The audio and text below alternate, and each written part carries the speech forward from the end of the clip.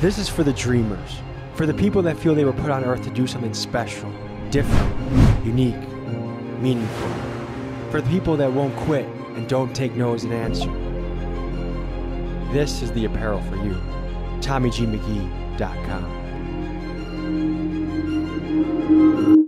Bree Knightwood has always been an entrepreneur. In grade school, she made her first few $1,000s selling items off her dad's eBay account. When she was 12, she launched a business coding home security apps. In high school, she created another stream of income by selling custom jewelry. Bree was a late bloomer, but eventually God gifted her with a bountiful bosom. Knowing that there's a market of horny Homo sapiens, she leveraged her full-figured physique, first into camming, then into OnlyFans. Today, we find ourselves in Sin City to speak with Bree Knightwood, an OnlyFans millionaire.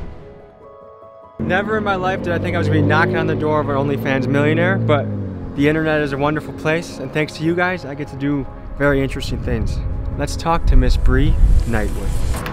Hi. Hello, hello. So nice to meet you. Nice to meet you. How you doing? Good. How about you? Good. So Bree, this is a house that OnlyFans paid for, huh? Yes. Does that feel wild to say? Yes. Yeah. Like, literally, even 2-3 years ago, if I were to have shown myself now, I wouldn't believe it at all. I randomly Googled like ways to make some extra money. Camming popped up. I first started with like video game streams. And then, you know, you get more tips if you show a little more skin. And then the pandemic happened. And that's when... Which is a big blessing in disguise for you, right? Yes, which is like, I feel like messed up to say. That was the blow up of OnlyFans, right? The pandemic, right? Yes. Everyone was at home, lonely, horny. Within like 3 months, I was like making like 5K a month, which was a lot for me. Like, I went from 1K a month camming, by the way. How old are you? I am 23. Okay, and you have like a category, how do you describe your content? I'd say like girlfriend experience, e-girl type vibe. That's kind of like the niches I fall into. So like you'll play video games with someone and touch their wiener kind of thing? Yeah, exactly. I don't do like professional scenes or anything, because I really like to keep that like amateur, like girl next door, like could be your girlfriend type vibe, you know what I mean? Do you want to take us on a little tour? I just moved in here. I could show you like, I could tell you what my place is going to be like. And what would you say, what is it about you that attracts so many people every month checking out your content?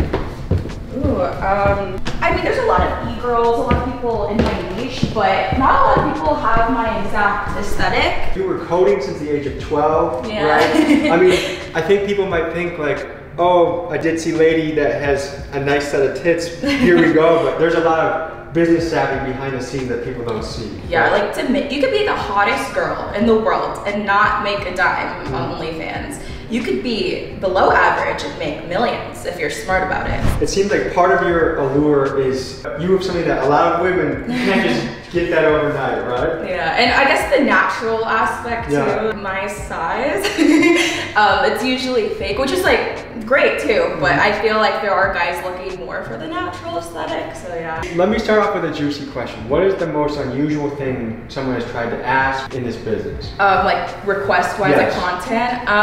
A guy wanted me to poop all over me and smear it and eat it. Really? Yeah. How much was he willing to pay for that? Like 1,000, but... And I would imagine 100% of your weird requests come from men. First question is from Sweet Cheeks. Have you ever had a relationship with one of your clients? No, I have not. And would you consider it? Maybe, if like our paths happened to cross and if it felt right.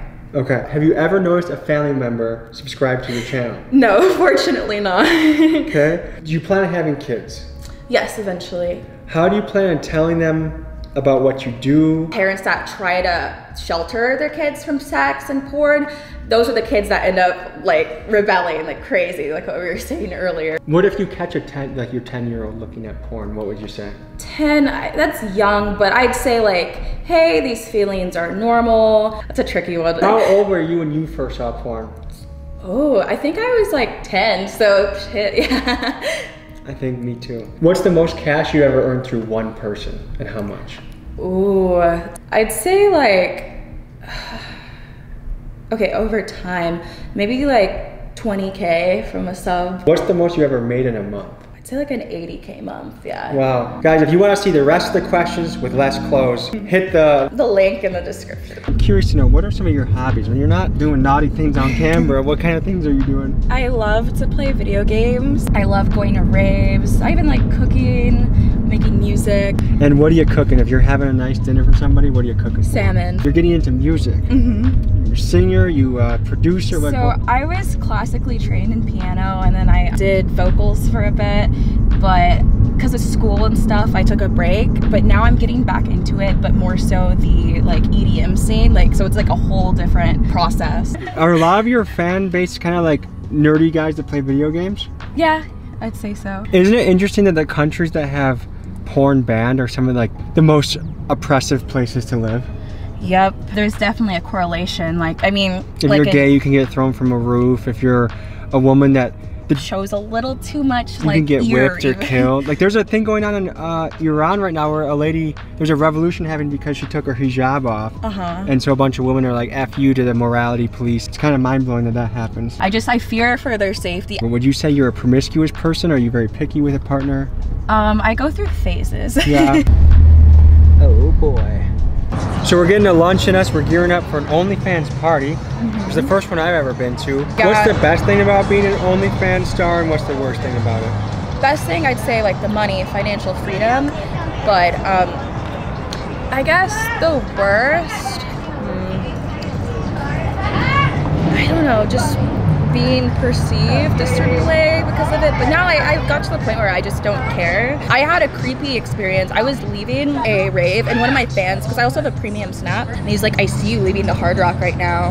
And then I'm like, what? He's like, I see the car you got into. And then he's like, TBH, if you weren't with like those dudes, I would have like went up and slapped your ass. And I don't know if he's just like trolling, but it's like, what if he's like for real? That's like one of the worst parts of the job.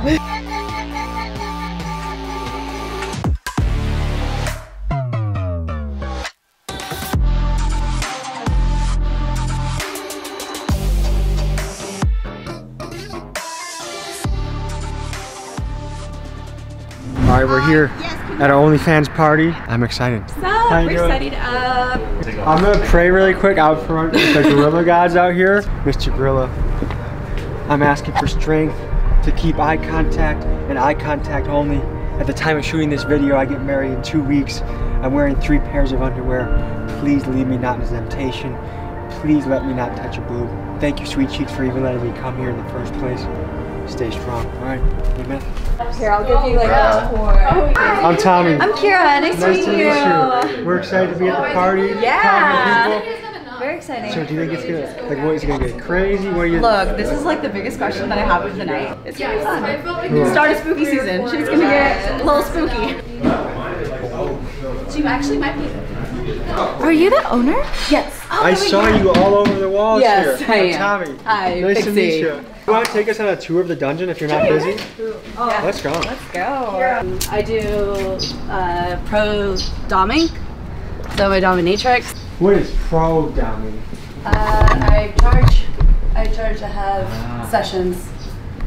Oh, okay, so this is something I'm very curious about. Is there a profile of your client? Because I've heard it's like usually guys more in high-powered positions come here to kind of, this is the one time that they're vulnerable or kind of like, yes. Is that so the case? Typically, and I mean, say my husband is a great example. So my husband is very dominant in his day-to-day life. Yeah. He is the main breadwinner. He like is on boards and has some companies and whatnot. And he's like, yeah, the pretty much the typical male sub. But when it's a way for him to let go. So you would kind of get my legs up. Whoa. You'd get my legs up like this. This is for putting your legs in. Okay. If you wanted to. Do you always have a safe word? Like if I'm like broccoli, you step in and you. Yeah. Wow. This is definitely a playground of sorts. It is. At what point did you become, I would say, like sexually free? Because I think we live in a society that you're not really supposed to do this type of stuff. Like in college. Wow. So I was about 19, 20, but I was a submissive. Whoa. All right, guys. This is our first Halloween party, our trick or tease party. Yo, I don't know what's gonna happen tonight. Glasses up. Cheers to a great fucking night, guys. Let's go.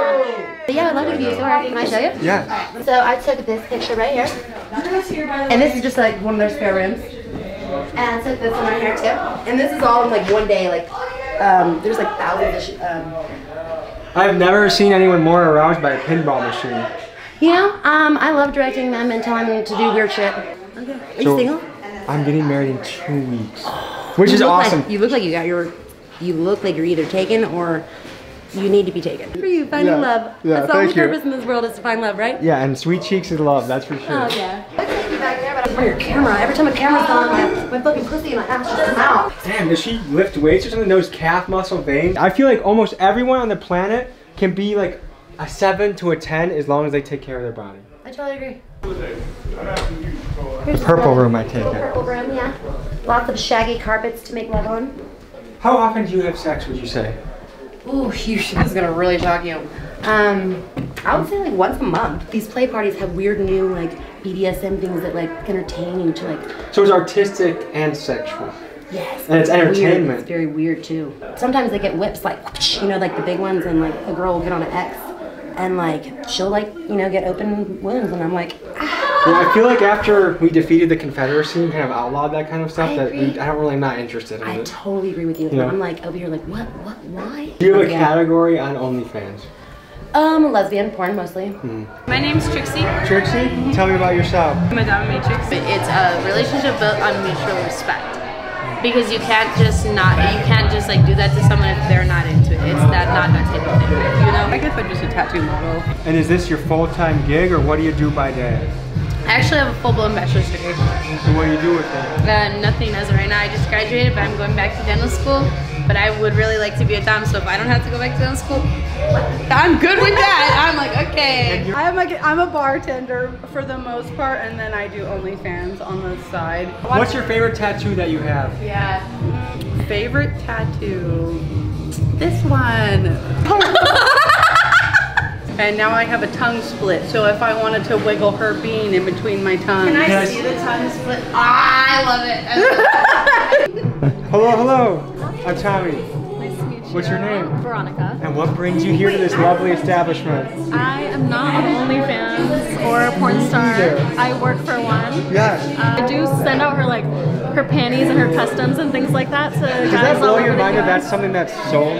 I mean, guys are stupid. They'll pay for anything. Yeah, it sounds like it.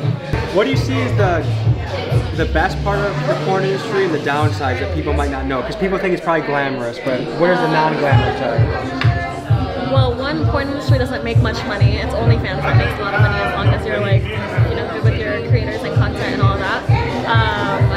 The worst side is probably being on set for as long as you are. Like you're literally having sex under bright lights for like 8 to 12 hours a day. That sounds exhausting. And it's terrible. And like the girl that I work for, she's a trans porn star, so like keeping her dick hard is really hard. 8 to 12 hours? Can you keep your dick hard for 8 to 12 hours? Oh, there they come. Here they come.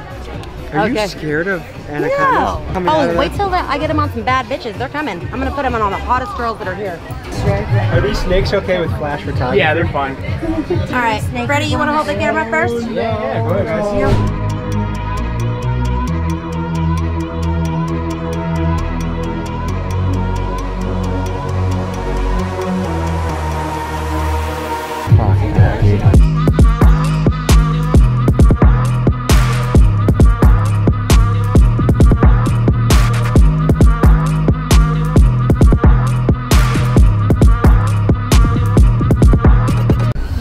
Inside too, because you The have dance party?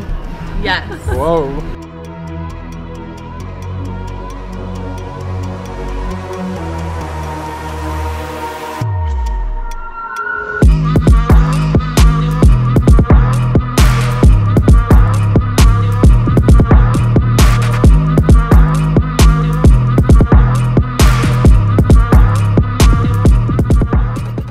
Bree, thank you for a wonderful night. You got us into a world that otherwise I would have never seen before. So thank you. See you guys next week. Peace.